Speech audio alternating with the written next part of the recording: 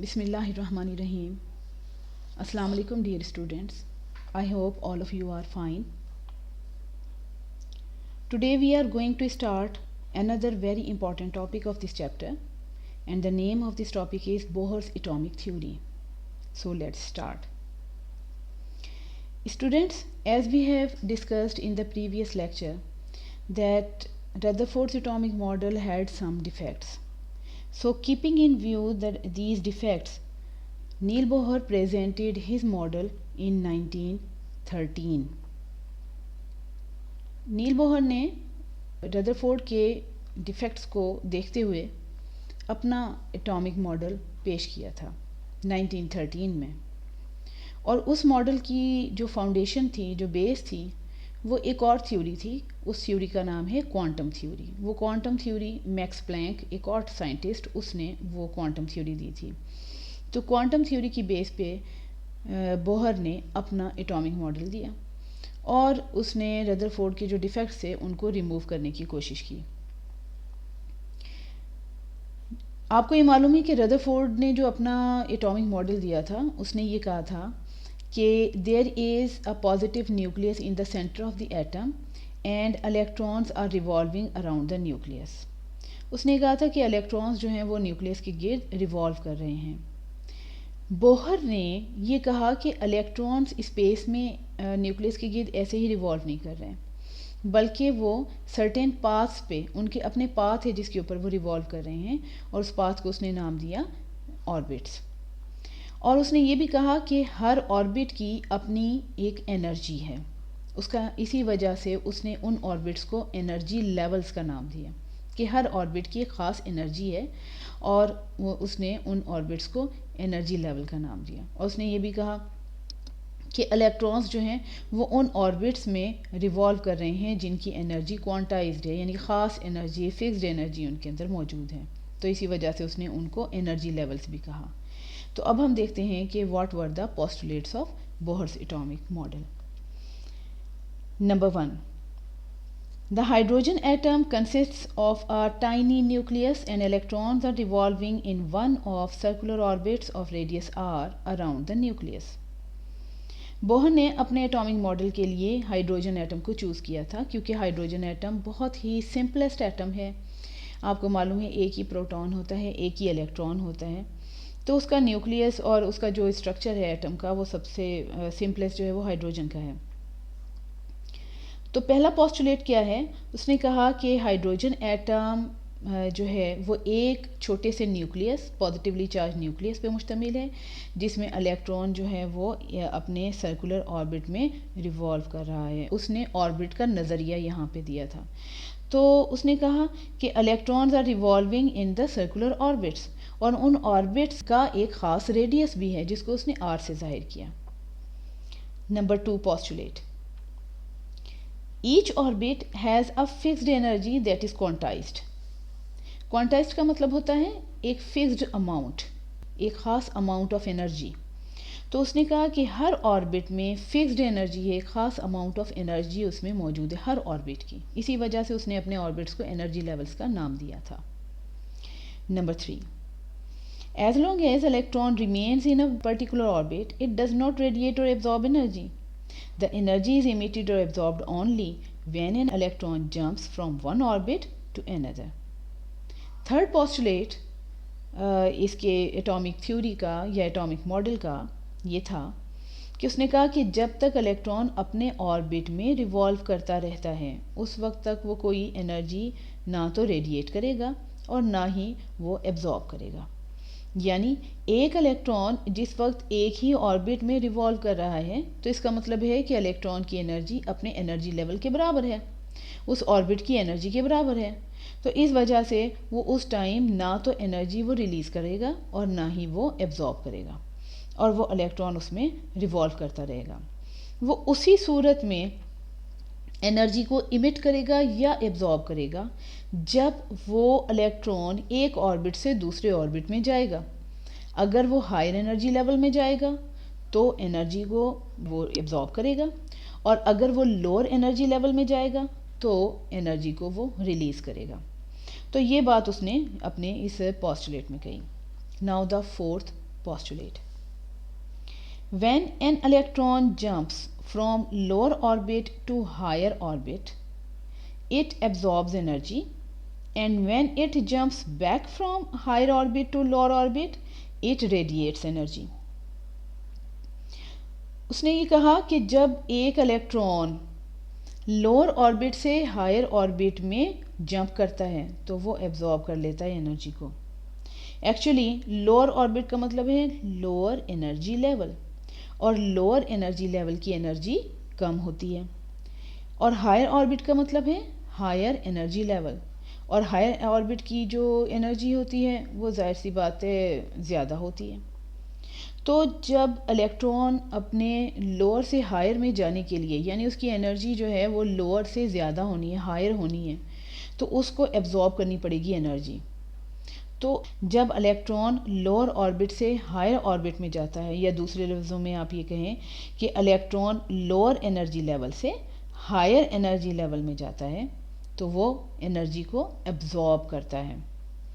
Similarly जब electron higher orbit से lower orbit में आता है तो वो एनर्जी को रेडिएट करता है या एमिट करता है, जैसा कि आपको यहाँ पे इसकी जो डायग्राम है उसमें नज़र आ रहा है. इलेक्ट्रॉन वो जब एल शेल से एम शेल में गया तो उसने क्या किया, एब्जॉर्ब किया एनर्जी को, और इसी तरीके से जब इलेक्ट्रॉन हायर ऑर्बिट से वो लोअर ऑर्बिट में आया तो उसने एनर्जी को रेडिएट किया. अब यहाँ पे ये चेंज इन एनर्जी आई है, ठीक है. हायर ऑर्बिट की एनर्जी ज़्यादा है, वो हायर एनर्जी लेवल है, उसकी वैल्यू ज़्यादा होगी, और लोअर एनर्जी लेवल जो है उसकी वैल्यू, उसकी एनर्जी की वैल्यू कम होगी. तो यहाँ पे जो चेंज इन एनर्जी है उसे हम डेल्टा ई से जाहिर करते हैं. डेल्टा ई का मतलब होता है डिफरेंस इन एनर्जी. जैसा कि आपको पता है कि डिफरेंस का मतलब होता है माइनस करना, हायर वैल्यू में से लोअर वैल्यू को माइनस करना. तो यहाँ पे भी चेंज इन एनर्जी यानी delta E is equals to E2 minus E1. E2 is the energy of higher energy level and E1 is the energy of lower energy level. तो E2 minus E1 ये किसके बराबर है, delta E के, difference in energy.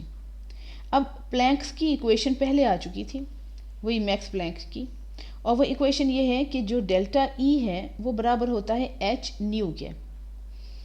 Delta E is equals to E2 minus E1, और ये जो value है ये एक्चुअली किसके बराबर है, एच न्यू के. अब ये एच और न्यू क्या चीज़ है, यहाँ पे आप कहेंगे कि इसको मैं न्यू क्यों कह रही हूँ. एक्चुअली ये वी नहीं है, ये एक ग्रीक साइन है, थोड़ा सा टेढ़ा करके आपको लिखना है इसको, और ये जो है ना ये कहलाती है न्यू. तो एच न्यू, यहाँ पे ये दोनों असल में सिंबल्स हैं. एच जो है ये प्लैंक्स कांस्टेंट कहलाता है, और इसकी वैल्यू कांस्टेंट है, फिक्स्ड है, और वो वैल्यू है 6.63 multiplied by 10 power minus 34 joules into second. ये तो फिक्स्ड वैल्यू है. और बाकी जो न्यू है ये सिंबल है फ्रीक्वेंसी की. लाइट क्योंकि वेव्स की फॉर्म में जाती है और वेव्स की एक फ्रीक्वेंसी होती है, तो इसी वजह से लाइट की जो फ्रीक्वेंसी है ना उसको हमने न्यू से ज़ाहिर करते हैं. तो चेंज इन एनर्जी या डेल्टा ई जो है वो एक्चुअली बाद में किसके बराबर है, एच न्यू के. H multiplied by new, frequency of light के मल्टीप्लाई करेंगे. Now the fifth point, electron can revolve only in orbits of a fixed angular momentum mvr, given as mvr is equals to nh over 2 pi. अब हम सबसे पहले समझते हैं कि momentum क्या है. Momentum is the quantity of motion of a moving body. अब मोमेंटम दो तरह के हैं. जब कोई चीज़ जो है वो मूव करती है ना, वो दो तरह से करती है. एक तो वो लीनियर मोमेंटम होता है, जैसे कि कोई बॉल आप लें और फर्श पे उसको लुढ़का दें, तो वो एक लीनियर मोशन है, तो उसका मोमेंटम भी लीनियर मोमेंटम कहलाएगा. और उसकी वैल्यू किसके बराबर होती है, उसकी वैल्यू बराबर होती है मास इंटू वेलोसिटी के, m इंटू वी के. और दूसरी तरह की जो मोशन है वो ये है कि कोई जो बॉडी है वो सर्कल में मूव कर रही है. जब वो सर्कल में मूव कर रही है तो सर्कल में मूव करने की वजह से उसका एक एंगल भी होता है, हर वक्त उसका एंगल चेंज हो रहा होता है. तो वो जो सर्कुलर मूवमेंट होती है ना, सर्कल में मूव कर रहे होते हैं, तो उसका जो मोमेंटम है वो एंगुलर मोमेंटम कहलाता है और उसकी वैल्यू होती है mvr, यानी m is the mass of the body, v is the velocity of the body और r का मतलब है रेडियस ऑफ द सर्कल, तो वो mvr के बराबर होगा। बोहर ने ये कहा कि जो इलेक्ट्रॉन हैं वो जब सिर्फ उन्हीं ऑर्बिट्स में रिवॉल्व कर सकते हैं, उन्हीं ऑर्बिट्स में रिवॉल्व कर सकते हैं जिन ऑर्बिट्स का जो एंगुलर मोमेंटम यानी mvr वो बराबर होगा nh/2π के। वो उन ऑर्बिट्स के दरमियान में नहीं जाएंगे, सही है, बल्कि वो सिर्फ उसी ऑर्बिट में रिवॉल्व करेंगे, उसी ऑर्बिट में वो प्रेजेंट होंगे जिनका mvr जो है या एंगुलर मोमेंटम जो है वो बराबर होगा nh/2π के। अब यहाँ पे h जो है वो हम पहले पढ़ चुके हैं कि वो प्लैंक्स कांस्टेंट है, कांस्टेंट वैल्यू है। पाई की वैल्यू आपको पहले ही पता है 3.14 कांस्टेंट वैल्यू होती है और यहाँ पे सिर्फ n जो है ना वो डिफरेंट है, यानी n है क्वांटम नंबर ऑफ ऑर्बिट, यानी अगर फर्स्ट ऑर्बिट है ना तो उसमें n की वैल्यू 1 होगी, वो क्वांटम नंबर कहलाता है। सेकेंड ऑर्बिट है तो वहाँ पे n की वैल्यू 2 होगी, सही। थर्ड ऑर्बिट है तो उसका जो क्वांटम नंबर होगा वो 3 होगा, यानी n की वैल्यू 3 होगी। तो बस ये जो है ना एंगुलर मोमेंटम mvr वो उसके बराबर होगा nh/2π के। उसके दरमियान में कोई और ऑर्बिट नहीं बन सकता, सही है। जैसे आप एक सीढ़ी के ऊपर चढ़ते हैं ना तो एक स्टेप होता है, फिर दूसरा स्टेप होता है, फिर तीसरा स्टेप होता है। स्टेप्स के दरमियान में आप कहीं पाँव नहीं रख सकते हैं, आप सिर्फ स्टेप्स के ऊपर पाँव रख सकते हैं। बिल्कुल ऐसे ही जो इलेक्ट्रॉन्स हैं वो भी इन्हीं ऑर्बिट्स के में रिवॉल्व कर सकते हैं जिनका एंगुलर मोमेंटम nh/2π के बराबर होगा। तो ये पोस्टुलेट्स थे बोहर्स एटॉमिक मॉडल के। जब ये पेपर में आए तो आप लोगों ने इसको, एक तो आपने ना बहुत अच्छे तरीके से इसकी तैयारी करनी है, अच्छी तरह से याद करना है। तकरीबन हर दूसरे तीसरे पेपर में ये सवाल ज़रूर आता है। इसके तमाम पोस्टुलेट 5 पोस्टुलेट्स हैं, इक्वेशंस हैं, वो आपने याद करनी है अच्छी तरीके से। और इसकी जो डायग्राम होती है ना वो मस्ट होती है। डायग्राम आपने एज इट इज़ ऐसे ही अच्छी तरीके से याद करनी है और उसकी प्रैक्टिस करनी है। तो अब आपने इसको अच्छे तरीके से याद कर लेना। ये है हमारा बोहर्स एटॉमिक मॉडल या बोहर्स एटॉमिक थ्योरी। नेक्स्ट जो क्वेश्चन है वो अलहदा क्वेश्चन है, summary of the differences between two theories, that is Rutherford's atomic theory and Bohr's atomic theory. तो ये एक समरी दी गई है कि बोहर्स एटॉमिक थ्योरी में और जो रदरफोर्ड्स एटॉमिक थ्योरी था उसमें इम्पॉर्टेंट जो है वो डिफरेंसेस क्या थे। ये शॉर्ट क्वेश्चन के तौर पे भी आ सकता है, लॉन्ग क्वेश्चन में 4 नंबर का जो सवाल है उसमें भी ये आ सकता है। तो आप लोगों ने इसको भी याद करना है, ये डिफरेंस को। तो अब हम देखते हैं कि क्या डिफरेंसेस हैं। Number 1, in Rutherford's atomic theory it was based on classical theory and Bohr's atomic theory it was based upon quantum theory. ये अभी हम डिस्कस कर चुके हैं। रदरफोर्ड की एटॉमिक थ्योरी क्लासिकल थ्योरी के ऊपर बेस करती थी, जबकि जो बोहर्स एटॉमिक थ्योरी थी वो क्वांटम थ्योरी पे बेस्ड थी। उसके बाद second point, in Rutherford's atomic theory electrons revolve around the nucleus and in Bohr's atomic theory electrons revolve around the nucleus in orbits of fixed energy।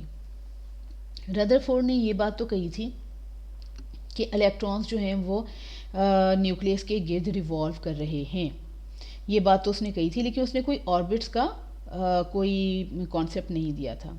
Bohr ने orbits का concept दिया। उसने कहा कि electrons revolve around the nucleus but in the orbits of fixed energy. उसने कहा कि electrons वो ऑर्बिट्स में रिवॉल्व कर रहे हैं और ऑर्बिट्स की जो एनर्जी है वो भी फिक्स्ड है, इसी वजह से उसने उनको एनर्जी लेवल्स का कहा था, नाम दिया था।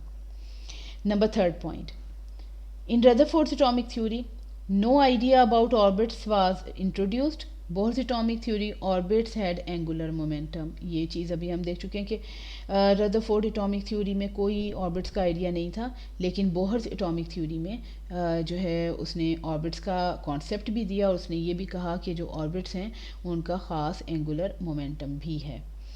उसके बाद Rutherford's atomic theory fourth point, atoms should produce continuous spectrum and Bohr's atomic theory atoms should produce line spectrum.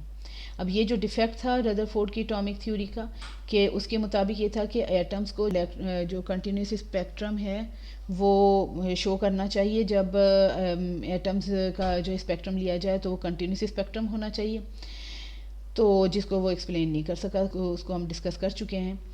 और बोहर्स एटॉमिक थ्योरी के मुताबिक ये कि atoms should produce line spectrum, तो एटम को लाइन स्पेक्ट्रम शो करना चाहिए, जैसा कि आम होता भी है। एग्जैक्ट क्योंकि जो इलेक्ट्रॉन्स हैं जब एक ऑर्बिट से दूसरे ऑर्बिट में जाते हैं, तो जाते हुए जब वो एनर्जी को फॉर एग्ज़ाम्पल हायर ऑर्बिट से लोअर ऑर्बिट में आए, तो उसमें उन्होंने एनर्जी को इमिट किया। वो एनर्जी जो इमिट हुई है उसको जब उसमें प्रिज्म से देखा जाएगा। इसी तरीके से फिर उसके बाद इलेक्ट्रॉन जो है वो लोअर से फिर हायर में जाएगा, फिर हायर से लोअर में जा रहा है। तो इस तरह से क्या होगा कि जो एनर्जी इमिट हो रही है वो रुक रुक के हो रही है। जब इलेक्ट्रॉन हायर से लोअर में आएगा तभी एनर्जी इमिट होगी, तो इसी वजह से लाइन स्पेक्ट्रम ही उसमें शो होता है। Now the fifth point in Rutherford's atomic theory, atoms should collapse and in Bohr's atomic theory atoms should exist। कि भाई वो जो उसके डिफेक्ट्स थे उसमें यही था, रदरफोर्ड के एटॉमिक थ्योरी में ये डिफेक्ट था कि जो है एटम है उसके अंदर इलेक्ट्रॉन अगर रिवॉल्व कर रहा है तो आखिरकार वो न्यूक्लियस के पास चला जाएगा और अट्रैक्ट हो जाएगा और उसमें गिर जाएगा, और उसकी वजह से एटम जो है वो कोलैप्स कर जाएगा। लेकिन बोहर के एटॉमिक थ्योरी के मुताबिक एटम जो है वो एग्जिस्ट करेगा, क्योंकि इलेक्ट्रॉन जो है वो जब तक एक ऑर्बिट में रिवॉल्व कर रहा है उस वक्त तक उसमें से एनर्जी इमिट नहीं हो रही है, और इसी वजह से वो न्यूक्लियस में गिरने का उसका सवाल पैदा नहीं होता। स्टूडेंट्स, आप लोगों ने इस समरी को भी याद कर लें, और जो बोहर से एटॉमिक थ्योरी है इसको भी अच्छे तरीके से याद कर लीजिए। Thank you.